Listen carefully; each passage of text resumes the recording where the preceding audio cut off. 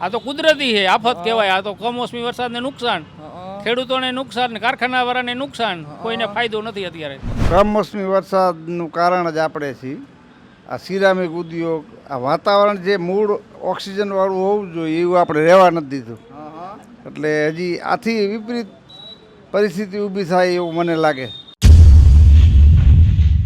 મોરબીમાં કમોસમી વરસાદ છેલ્લા 2 દિવસથી આ ધૂમ મચાવી રહ્યો છે ભાઈ. તો આવો આપણે જાણીએ જાહેર જનતા પાસેથી કે કમોસમી વરસાદને લઈને જાહેર જનતાનું શું છે કહેવું.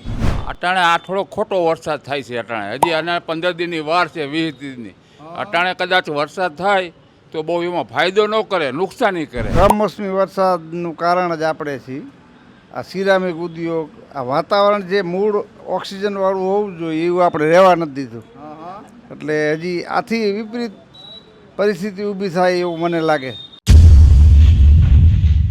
અત્યારે આ વરસાદ પડ્યો એ ખેડૂત માટે લાભકારક છે કે નુકસાનકારક? અત્યારે એમાં એવું છે, ખેડૂતને 15-20 દિવસ જ ગેપ હોય, એના ટાઈમ ટેબલ મુજબ હાલે. પ્રકૃતિ એના ટાઈમ ટેબલ મુજબ હાલે, એટલે ખેડૂતનું ટાઈમ ટેબલ બગડી જાય આ વહેલા મોડો વરસાદ થાય એટલે. ઉનાળામાં ક્યાં, શિયાળામાં ઉનાળામાં બધે છે કમોસમી વરસાદ પડ્યો.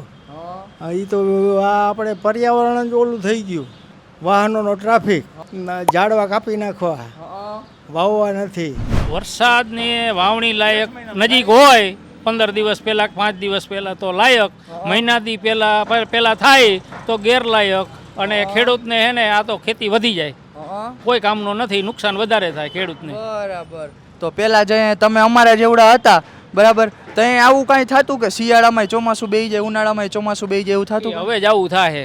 પેલા આવું થતું એ અલગ વસ્તુ છે, બાકી અત્યારે થાય છે બસ. તો આનું કારણ શું કે અત્યારે કાં આવી જાય, ઉનાળામાં કાં ટપકે વરસાદ? એ તો કુદરતને પૂછો.